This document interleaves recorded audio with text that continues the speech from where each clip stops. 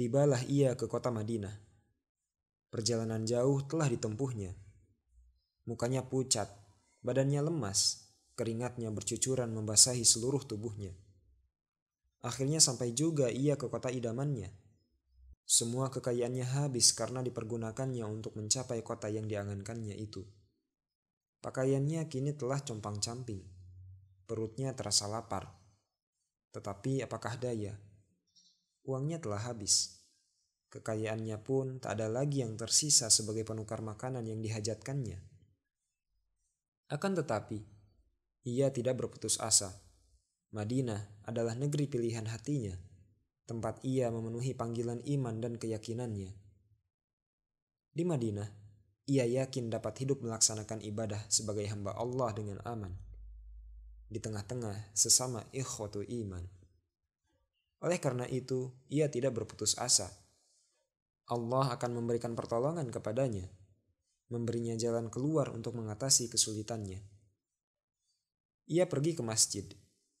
Kebetulan waktu itu Rasulullah SAW sedang berada di masjid pula. Ia segera menghadap beliau. Diadukannya nasibnya itu dan disampaikannya pula hajat dirinya. Ia perlu makan karena telah berhari-hari perutnya kosong.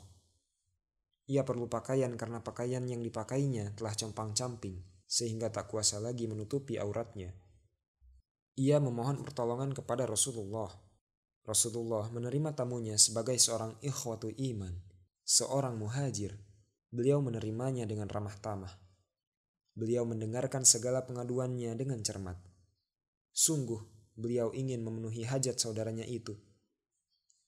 Tetapi pada saat itu beliau tidak mempunyai sesuatu pun yang layak diberikan kepadanya.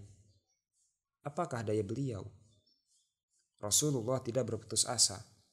Beliau bersabda, "Maaf, aku tidak mendapatkan sesuatu yang dapat diberikan kepadamu hari ini. Akan tetapi cobalah temui putriku, Fatimah.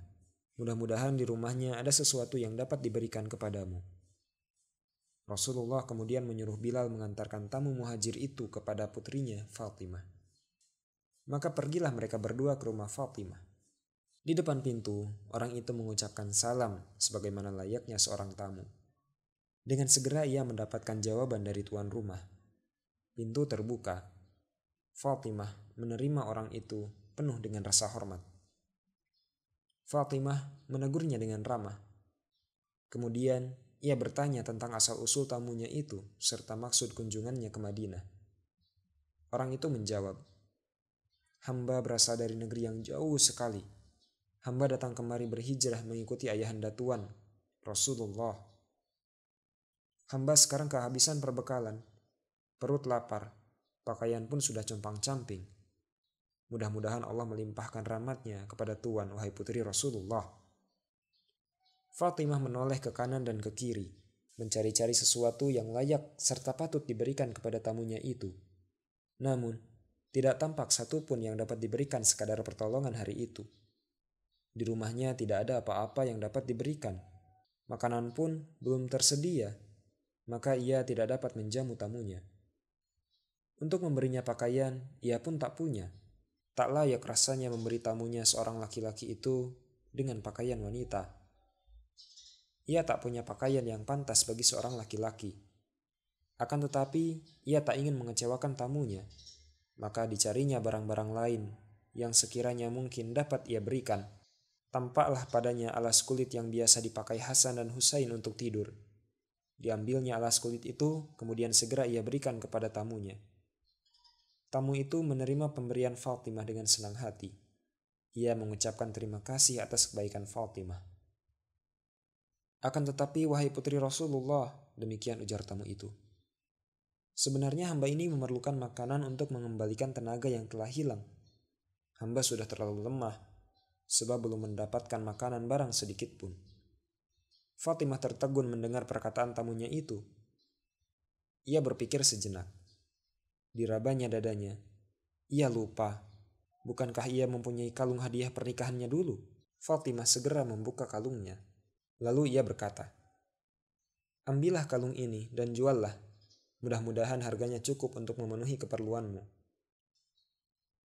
Sesungguhnya kalung itu harganya mahal sekali. Bukan harganya saja yang tinggi, tetapi kalung itu adalah hadiah dari putri pamannya ketika ia menikah dengan Ali bin Abi Thalib, suaminya. Akan tetapi, sekalipun kalung itu menyimpan kenangan berharga, ia yakin bahwa sesuatu yang disedekahkannya itu tidak akan hilang dengan sia-sia. Itulah sebabnya ia tak ragu-ragu menyerahkan kalung itu. Ia ikhlas dan tidak akan menyesal. Setelah tamu itu menerima kalung dari Fatimah, ia kembali menghadap Rasulullah. Ia mengabarkan kepada beliau bahwa putri beliau telah memberikan kalung yang sedang dipakainya, serta mengizinkannya untuk menjualnya. Rasulullah menyatakan persetujuannya. Beliau berkata, "Juallah." Ketika Rasulullah berkata begitu, berdirilah seorang sahabat yang bernama Ammar bin Yasir. Ia berkata, "Wahai Rasulullah, izinkan hamba untuk membeli kalung itu." Mendengar permintaan Ammar bin Yasir, Rasulullah menjawab, "Ya, belilah olehmu, wahai Ammar." Kemudian Ammar berkata kepada tamu itu, "Berapa hendak kau jual kalung itu?" Tamu muhajir itu pun berkata, "Aku akan menjualnya dengan tukaran roti dan daging sekadar untuk mengenyangkan perutku, sebuah baju penutup tubuhku, dan 1 dinar uang untuk bekalku menemui istriku." Lalu Ammar pun berkata, "Baiklah, aku membeli kalung itu dengan harga 20 dinar ditambah 200 dirham, ditambah sebuah baju serta seekor unta agar engkau dapat pulang menemui istrimu." Kemudian terjadilah ijab qabul antara tamu muhajir dengan Ammar. Setelah selesai, muhajir itu mengucapkan syukur dan berterima kasih. Dan Ammar pun pergi membawa kalung yang telah dibelinya itu. Ammar kemudian menemui budaknya yang bernama Asam. Ia berkata, "Wahai Asam, pergilah engkau sekarang juga menghadap Rasulullah. Sampaikan pesanku kepada beliau bahwa aku menghadiahkan kalung ini untuk beliau. Selain itu, aku pun menghadiahkan engkau kepada beliau. Oleh karena itu, sejak hari ini engkau bukan budakku lagi, tetapi menjadi budak Rasulullah." Setelah didengarnya pesan tuan itu, Asam segera pergi menghadap Rasulullah. Asam sudah berbulat hati bahwa beberapa detik lagi ia akan berganti tuan pemiliknya. Ia akan menjadi budak Rasulullah. Asam pun tiba di hadapan Rasulullah. Ia menyampaikan segala pesan Ammar tadi. Rasulullah menerima dengan baik kedua hadiah yang diberikan Ammar tersebut. Kemudian Rasulullah bersabda, "Wahai Asam, engkau ini adalah budakku. Dengarlah perintahku. Pergilah engkau ke rumah putriku Fatimah. Katakanlah kepadanya bahwa kalung ini kuhadiahkan kepadanya, dan aku pun menghadiahkan engkau agar menjadi budak putriku." Asam lalu pergi menunaikan perintah tuannya. Ia tiba di rumah putri Rasulullah Fatimah. Maka segera disampaikannya pesan Rasulullah itu. Fatimah menyambutnya dengan penuh rasa syukur dan terima kasih. Ia berbahagia menerima hadiah dari ayahandanya, sekalipun kalung itu semula memang miliknya. Ia hanya sekadar menghadiahkan sebuah kalung dan alas kulit kepada tamu muhajir tadi. Tetapi ternyata Allah telah membalasnya dengan mengembalikan kalung itu, serta ditambah pula dengan seorang budak. Setelah kedua hadiah itu diterima Fatimah, ia pun berkata kepada Asam, "Idhab fa'anta hurrun liwajhillah." Pergilah engkau, wahai Asam, engkau kini bebas dari perbudakan dan menjadi manusia merdeka. Kulakukan semata-mata karena Allah. Asam tertawa terbahak-bahak sehingga Fatimah merasa heran.